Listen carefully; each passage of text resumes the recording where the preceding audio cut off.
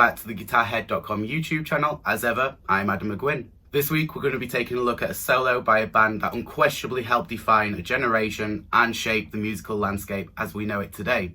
Of course, we're talking about none other than Nirvana and Smells Like Teen Spirit. So as always, we'll break the solo down into phrases and we'll take a look at any interesting techniques and ideas along the way. So the way that Kurt actually enters and introduces the solo is really cool in itself. We're going to play fret 10, string 3, and we're going to have our volume all the way off because we're going to do a volume swell. So we're going to pluck the note on mute effectively, and then roll that volume in whilst having some heavy vibrato along the way. And that's a really cool way to introduce the solo and just come in a really creative manner. So now we can enter phrase 1, slowed down. So we're on string 4, sliding frets 8 to 10, down to string 3, frets 8 to 10, resolving on our target note of fret 6 on string 4. I like to add some vibrato and slide out to conclude phrase 1. Moving into phrase 2. So we're on string 3 and we're going to play the 8th fret, and then we're going to pre-bend it, resolve it, then move to fret 6 and 5 on the same string.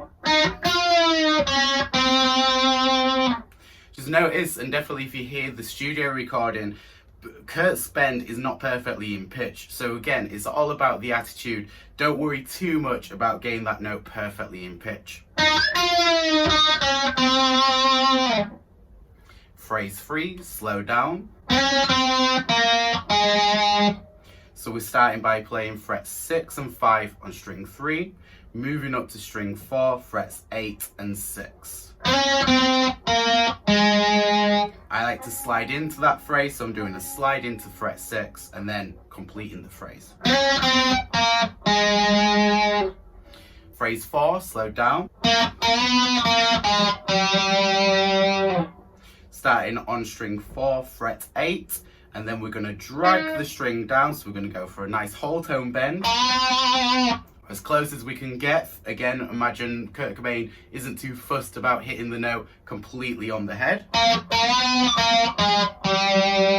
Resolve it back up to 8 and then finish with string 4 still, fret 6 and 5. Moving into phrase 5, slow down.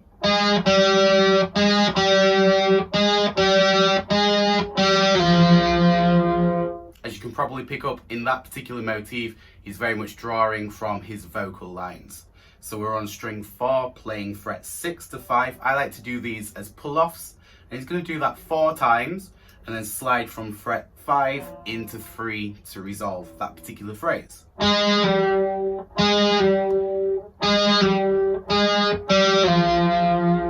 And again, as you play through that phrase, kind of have Kurt's vocal melody in the back of your mind to help direct the rhythm a little bit more. So to round off the solo, we're going to play phrase 6, and this is effectively a repeat of the same motif again. However, we're going to focus more on the aggression and the attack from our picking hands. So I want you to dig down harder and harder as you go through this phrase to build the crescendo of the solo and build the intensity as you go along.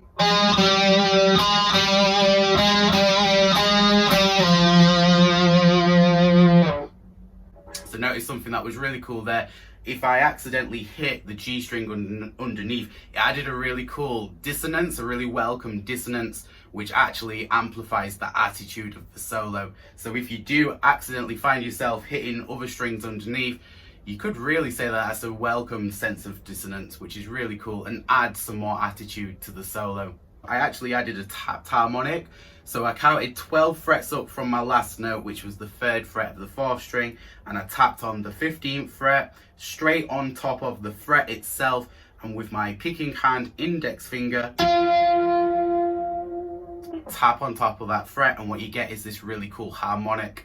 And that's a really cool way of kind of recreating the studio sounds there, actually in a live environment. And even after watching this video, you find yourself yearning for yet more Guitar Head material, please feel free to check out our website and look at books such as Guitar Chords and Scales, where you'll learn to fit scales over the chords to create your solos. As always, link in the description below.